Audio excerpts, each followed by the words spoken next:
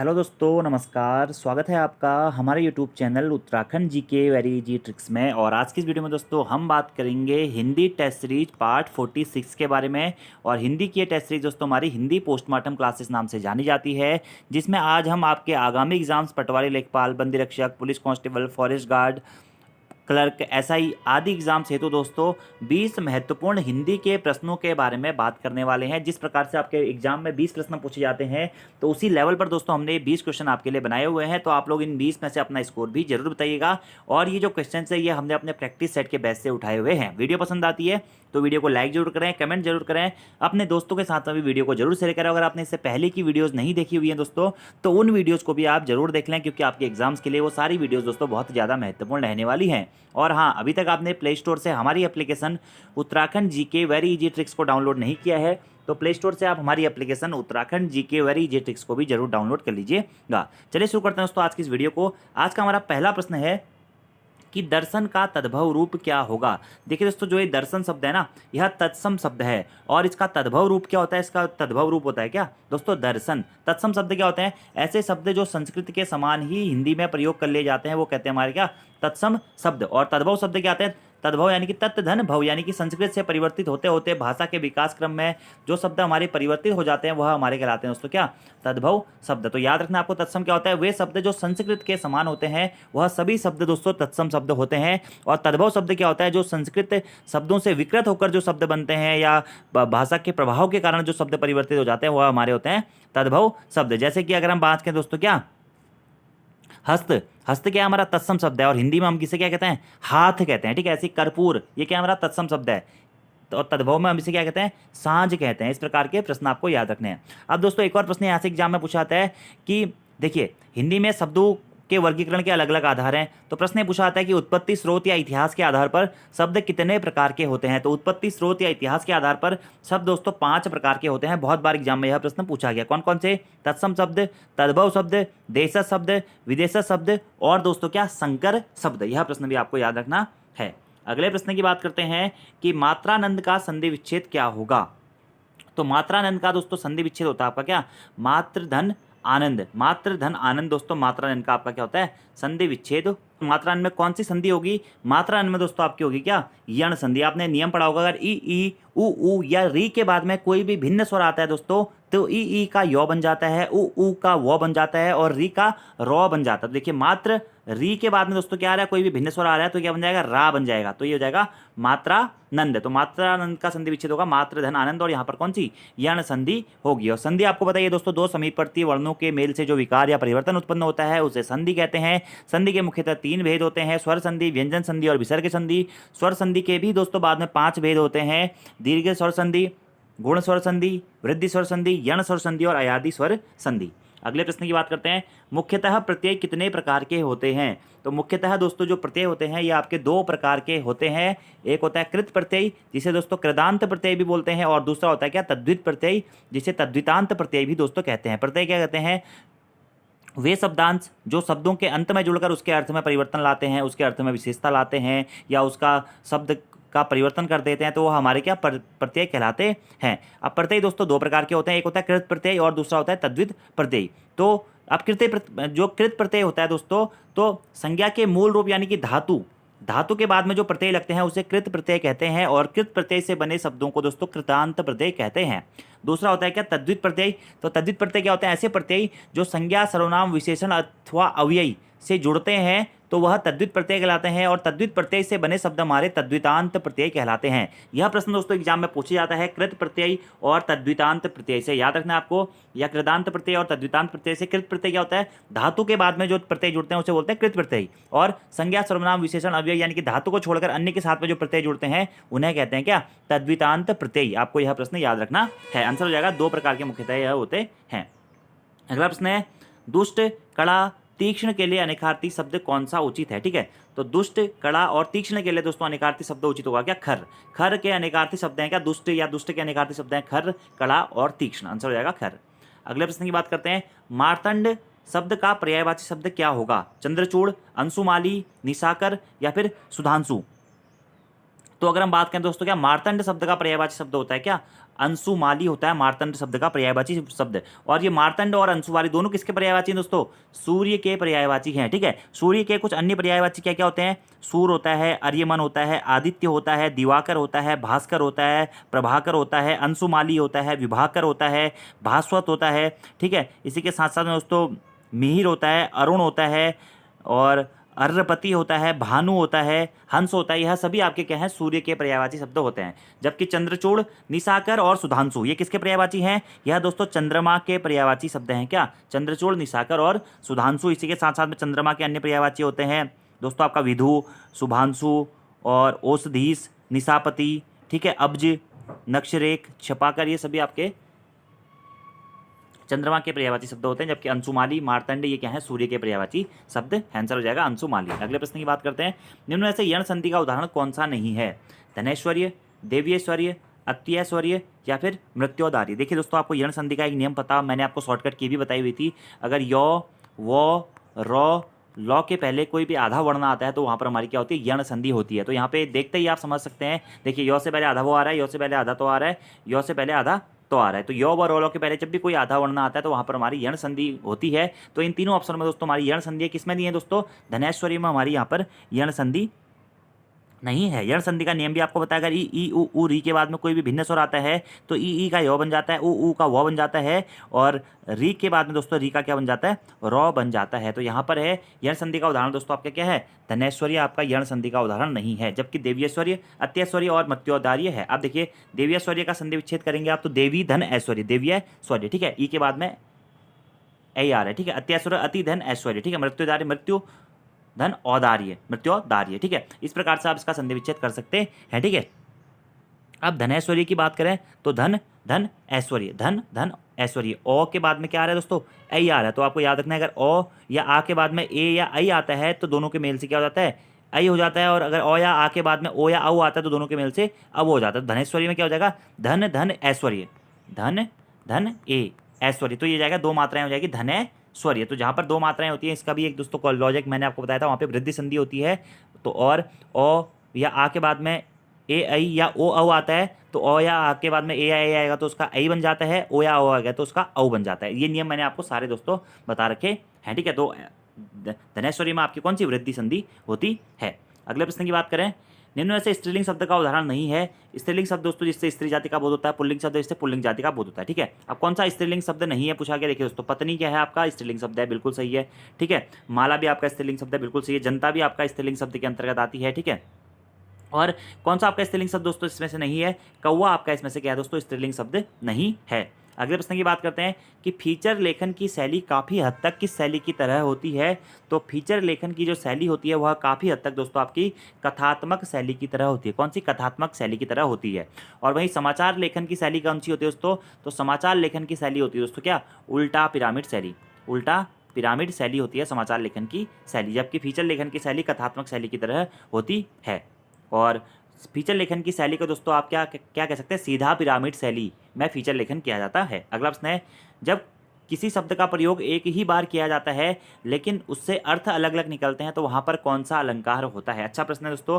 जब किसी शब्द का प्रयोग एक ही बार किया जाता है लेकिन उससे अलग अलग अर्थ निकलते हैं दोस्तों तो वहाँ पर हमारा क्या होता है? श्लेष अलंकार होता है। कौन सा अलंकार होता है? वहाँ पर हमारा श्लेष अलंकार होता है। श्लेष अलंकार दोस्तों हमारा क्या है? शब्दालंकार का एक उदाहरण माना जाता है। जब एक ही शब्द में एक से अधिक अर्थ जुड़े रहते हैं, यानी कि जहाँ पर एक ही शब्द प्रयुक्त होता है लेकिन अलग अलग प्रसंगों में उसका अलग अलग अर्थ होता है दोस्तों, वहाँ पर हमारा श्लेष अलंकार होता है। और यह श्लेष अलंकार दोस्तों क्या होता है? हमारा शब्दालंकार का उदाहरण होता है। ठीक है, शब्दालंकार हो गया, अनुप्रास, शब्दालंकार के अन्य उदाहरण की बात करें तो श्लेष अलंकार हो गया, अनुप्रास अलंकार हो गया दोस्तों, और आपका विप्सा अलंकार हो गया, यमक अलंकार हो गया। यह आपके क्या है दोस्तों? आप शब्दालंकार के भेद माने जाते हैं। ठीक है, ऐसे ही अर्थालंकार के भेदों की बात करें जिसमें अर्थ की तरफ से विशेषता, मतलब शब्दालंकार और अर्थालंकार में आपको याद रखना है, जब शब्द की वजह से मतलब किसी भी काव्य में सुंदरता प्रकट होती है या उसकी शोभा बढ़ती है तो वहाँ पे शब्दालंकार होता है। और जब अर्थ की वजह से या अर्थ पर आधारित जो अलंकार होते हैं या अर्थ की वजह से जब काव्य की सुंदरता बढ़ती है तो वहाँ पर अर्थालंकार होता है। अर्थालंकार के मतलब भेदों की बात करें तो उपमा अलंकार हो गया, प्रतीप अलंकार हो गया,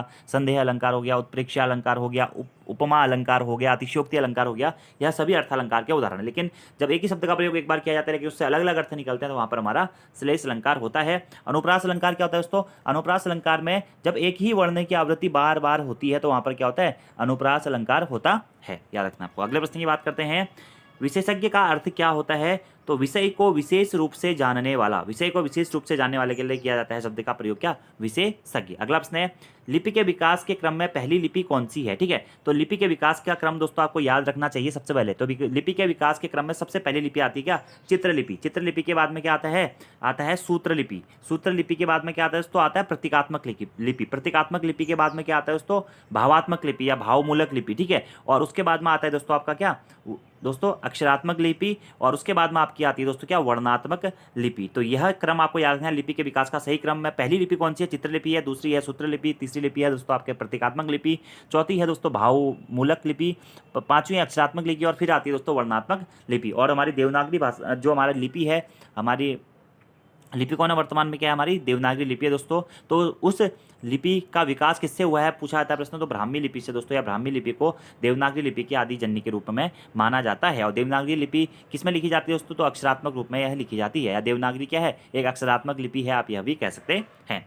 अगले प्रश्न की बात करते हैं दोस्तों, यथार्थ का विलोम शब्द क्या होता है? तो यथार्थ का दोस्तों आपका जो विलोम शब्द होता है वो होता है आदर्श। क्या होता है? आदर्श होता है। अगला प्रश्न है, जवान दोस्तों किस भाषा का शब्द है? तो जवान दोस्तों आपका किस भाषा का शब्द है? यह फारसी भाषा का शब्द है। क्या? जवान। ठीक है, कौन सी भाषा का? फारसी भाषा का। ठीक है, अन्य फारसी भाषा के शब्दों के बारे में बात करें तो आराम, अफसोस, किनारा, गिरफ्तार, नमक, दुकान, जवान, दरोगा, आवारा, बहादुर, मुफ्त, जल्दी, खूबसूरत, बीमार, शादी, चश्मा, यह सभी आपके क्या हैं? फारसी भाषा के शब्द हैं। देखिए दोस्तों, देशज विदेशज शब्दों से एक प्रश्न एग्जाम में हमेशा पूछा जाता है। और विदेशज शब्दों में आपको अरबी शब्द, फारसी शब्द, तुर्की शब्द, उर्दू शब्द, तुर्की और जापानी शब्द, पुर्तगाली शब्द, अंग्रेजी शब्द, यह सभी आपको याद होने चाहिए। ठीक है, अच्छे तरीके से आप इस टॉपिक को कर लीजिएगा। अगले प्रश्न की बात करते हैं, पश्चिमी हिंदी का विकास निम्न में से किस अपभ्रंश से हुआ है दोस्तों? तो पश्चिमी हिंदी का जो विकास है दोस्तों वह हमारा क्या हुआ है? सौरसेनी अपभ्रंश से हुआ है। कौन सी अपभ्रंश से हुआ है दोस्तों पश्चिमी हिंदी का विकास? सौरसेनी अपभ्रंश से हुआ है। अच्छा दोस्तों यह प्रश्न है, आपको दोस्तों याद रहना चाहिए कि हमारे अगर हिंदी भाषा के बारे में बात करें तो हिंदी भाषा को दोस्तों मेनली हमारा 5 भागों में विभक्त किया जाता है या 5 वर्गों में बांटा जाता है। और 5 उपवर्गों के अंतर्गत उसकी 18 बोलियां आती हैं। ठीक है, पहला उपवर्ग है पश्चिमी हिंदी। तो पश्चिमी हिंदी के अंतर्गत दोस्तों कौन कौन सी बोलियां आती है? हमारी 5 बोलियां आती हैं। ठीक है, खड़ी बोली या कौरवी, बांगरू या हरियाणवी, ब्रजभाषा, बुंदेली और कन्नौजी। मैंने इसकी ट्रिक बताई थी आपको, कब कब है, कैसे? खड़ी बोली या कौरवी। दूसरे बी से बांगरू, जिसे बांगरू या ब्रजभाषा भी, बांगरू या हरियाणवी दोस्तों एक ही होता है वैसे। ठीक है, अगले के से आता है दोस्तों आपका क्या दोस्तों? कन्नौजी। अगले बी से आता है दोस्तों आपका क्या? ब्रजभाषा। और एच से आता है आपका हरियाणवी या फिर बांगरू। तो ये 5 पश्चिमी हिंदी की जो बोलियां हैं, 5 बोलियां होती हैं हमारी। कौन कौन सी? कौरवी बोली या खड़ी बोली, बी से आ जाएगा ब्रजभाषा बोली, अगले के से आ जाएगा दोस्तों आपका कन्नौजी बोली, अगले बी से दोस्तों आपका आ जाता है बुंदेली बोली, और अगले एच से आ जाएगा हरियाणवी या फिर बांगरू बोली। तो 5 बोलियां होती हैं किसकी? पश्चिमी हिंदी की। तो पश्चिमी हिंदी का विकास किस अपभ्रंश से हुआ है? सौरसेनी अपभ्रंश से हुआ है। तो हम डायरेक्टली कह सकते हैं हमारी खड़ी बोली जो है या कौरवी जो बोली है जो हम वर्तमान में बोलते हैं, इसका विकास भी सौरसेनी अपभ्रंश से ही हुआ है। यह प्रश्न दोस्तों एग्जाम के पॉइंट ऑफ व्यू से इंपॉर्टेंट रहते हैं। और 5 उपभाषाएं कौन कौन सी हैं? राजस्थानी उपभाषा, पश्चिमी हिंदी उपभाषा, पूर्वी हिंदी उपभाषा, बिहारी हिंदी उपभाषा और पहाड़ी उपभाषा। इसके बारे में दोस्तों मैंने आपको ट्रिक बताई हुई है कि कैसे कैसे आपको यह याद करने हैं। ठीक है, और बाकी कौन से, जैसे कि आपको पता है कि मैंने आपको बता दिया कि पश्चिमी हिंदी का विकास जो है सौरसेनी अपभ्रंश से हुआ है। ऐसे आपको याद रखना है मागधी अपभ्रंश से कौन कौन सी भाषाओं का विकास होता है, अर्ध मागधी अपभ्रंश से आपका कौन कौन सी भाषाओं का विकास होता है। तो अपभ्रंश वाले टॉपिक को आप अच्छे से पढ़ लीजिएगा। अगले दोस्तों प्रश्न की बात करते हैं, काव्य रचना कुकुरमुत्ता के रचनाकार कौन है? तो काव्य रचना कुकुरमुत्ता के रचनाकार हैं दोस्तों कौन? सूर्यकांत त्रिपाठी निराला जी हमारे क्या हैं? काव्य रचना कुकुरमुत्ता के क्या हैं दोस्तों? रचनाकार हैं। निराला जी की कुछ अन्य रचनाएं हैं जो कि प्रसिद्ध हैं दोस्तों, अनामिका हो गया, परिमल हो गया, गीतिका हो गया, कुकुरमुत्ता हो गया, अरिमा हो गया, बेला हो गया, यह सभी इनकी क्या हैं? प्रसिद्ध रचनाएं हैं। और छायावाद के चार प्रमुख स्तंभों में से एक स्तंभ के रूप में जयशंकर प्रसाद जी को जाना जाता है। और अन्य 3 हैं सुमित्रानंद पंत जी, महादेवी वर्मा जी को भी छायावाद के प्रमुख 4 स्तंभों में से माना जाता है। ठीक है, और सूर्यकांत त्रिपाठी जी को निराला नाम से भी दोस्तों जाना जाता है, आपको यह याद रखना है। अगले प्रश्न की बात करते हैं, तो इनकी कुकुरमुत्ता निराला जी की रचना है। और दोस्तों ये जो रचनाकार हैं इनके ऊपर भी मैं आपको डिटेल्स में वीडियो बता चुका हूँ, तो आप इन वीडियोज़ को देख लीजिएगा। अगला प्रश्न है, यह देखिए अरविंद से शिशुवृंद कैसे सो रहे हैं, इस पंक्ति में कौन सा अलंकार है। ठीक है, तो इस पंक्ति में आपका दोस्तों कौन सा उपमा अलंकार है। कौन सा अलंकार इस पंक्ति में उपमा अलंकार है। ठीक है, उपमा अलंकार क्या होता है दोस्तों, आपको पता होना चाहिए। जब उपमेय की तुलना उपमान से की जाती है तो वहाँ पर हमारा उपमा अलंकार होता है। ठीक है, तो उपमा अलंकार में जैसे हम कहते हैं मुख चंद्र सा सुंदर है, यह उपमा अलंकार, यानी कि मुख की तुलना हम चंद्र से कर देते हैं। ठीक है, तो इस प्रकार से जो भी हमारे अलंकार होते हैं जिसमें उपमा को उपमेय के समान प्रस्तुत किया जाता है तो वहाँ पर हमारा क्या होता है, उपमा अलंकार होता है। आपको यह याद रखना है। ठीक है, और इसमें तो क्या होता है दोस्तों, संभावना प्रकट की जाती है कि उपमेय की उपमान से तुलना की जाती है, समानता प्रकट की जाती है। लेकिन जो रूपक अलंकार होता है उसमें उपमेय में उपमान का भेद किया जाता है, यानी कि ये कहा जाता है कि उपमेय ही उपमान है। लेकिन यहाँ पर अरविंद से शिशुवृंद सो रहे में आपका उपमा अलंकार है, जो कि अर्थालंकार का भेद होता है। अगला प्रश्न है, आपको अपनी मदद स्वयं करनी पड़ेगी। अर्थ के आधार पर वाक्य का कौन सा भेद है, तो अर्थ के आधार पर दोस्तों वाक्य के 8 भेद होते हैं, मैंने बहुत बार आपको बताया है। और रचना के आधार पर वाक्य के 3 भेद होते हैं। ठीक है, तो अर्थ के आधार पर जो 8 भेद होते हैं उसमें से आपको पूछा गया कि आपको अपनी मदद स्वयं करनी पड़ेगी। यह कौन सा वाक्य है, यह दोस्तों आपका आज्ञावाचक वाक्य। कौन सा है, आज्ञावाचक वाक्य है। अगले प्रश्न की बात करते हैं, चोर ने धन के लिए धारदार हथियार से व्यवसायी की गर्दन धड़ से अलग कर दी। इस वाक्य में किस कारक का प्रयोग नहीं हुआ है। ठीक है, तो कौन से कारक का प्रयोग नहीं हुआ है, अपादान, करण, संबंध या अधिकरण। देखिए चोर ने, आपको इनका दोस्तों कारक चिन्ह याद है, कर्ता ने, कर्म को, करण से, के द्वारा, अपादान से, अधिकरण में, पर, संबंध का, के, की, ना, ने, नी, इस टाइप से आपको याद रहना चाहिए। देखिए कर्ता ने, ठीक है, तो यहाँ पे कर्ता तो है नहीं। चोर ने धन के लिए, किसके लिए दोस्तों, धन के लिए, तो के लिए में आपका क्या आ जाएगा पे, संबंध आ जाएगा। ठीक है, अगला धन के लिए धारदार हथियार से, किससे, धारदार हथियार से, तो से में आपका आ जाएगा अपादान कारण। ठीक है, अगला आ जाएगा आपका से में, यहाँ पे आएगा दोस्तों आपका करण कारक, और अगले वाले से में जो आएगा व्यवसाय की गर्दन धड़ से अलग कर दी, तो अलगाव का भेद हो रहा है, तो यहाँ पे अपादान कारक आ जाएगा। तो अपादान कारक भी है, करण कारक भी है और संबंध कारक भी है। कौन सा नहीं है, अधिकरण कारक नहीं है। क्यों, क्योंकि अधिकरण कारक के चिन्ह होते हैं में पर, और में पर का प्रयोग कहीं नहीं हुआ है। देखिए आप पढ़िए इसको, चोर ने धन के लिए धारदार हथियार से व्यवसायी की गर्दन धड़ से अलग कर दी, तो इसमें से कौन सा अलंकार का किस कारक का प्रयोग यहाँ पे नहीं हुआ है, तो अधिकरण कारक का दोस्तों यहाँ पे प्रयोग नहीं हुआ है। अगले प्रश्न की बात करते हैं, 4 दिन की चांदनी फिर अंधेरी रात, इस लोकोक्ति का क्या अर्थ है, तो इसका अर्थ है थोड़े दिन का सुख। थोड़े दिन का सुख होता है 4 दिन की चांदनी फिर अंधेरी रात। और आज का दोस्तों आपका लास्ट क्वेश्चन है, यदि आपको अपने मित्र को पत्र लिखना पड़े तो संबोधन में आप क्या लिखेंगे। तो अगर मुझे मेरे मित्र को दोस्तों पत्र लिखना पड़े तो मैं संबोधन में लिखूंगा क्या, प्रिय मित्र। ठीक है, और जो है हम अपने मित्र को पत्र लिखते हैं, माता पिता को पत्र लिखते हैं, रिश्तेदारों को पत्र लिखते हैं, दोस्तों को पत्र लिखते हैं, यह सभी दोस्तों किस प्रकार के पत्रों के अंतर्गत आते हैं, यह सभी दोस्तों आपका अनौपचारिक पत्रों के अंतर्गत आते हैं। किस प्रकार के पत्रों के अंतर्गत आते हैं दोस्तों, ये अनौपचारिक पत्रों के अंतर्गत आते हैं, यानी कि रिश्तेदारों को, सगे संबंधियों को जो पत्र लिखे जाते हैं यह अनौपचारिक पत्र के अंतर्गत आते हैं।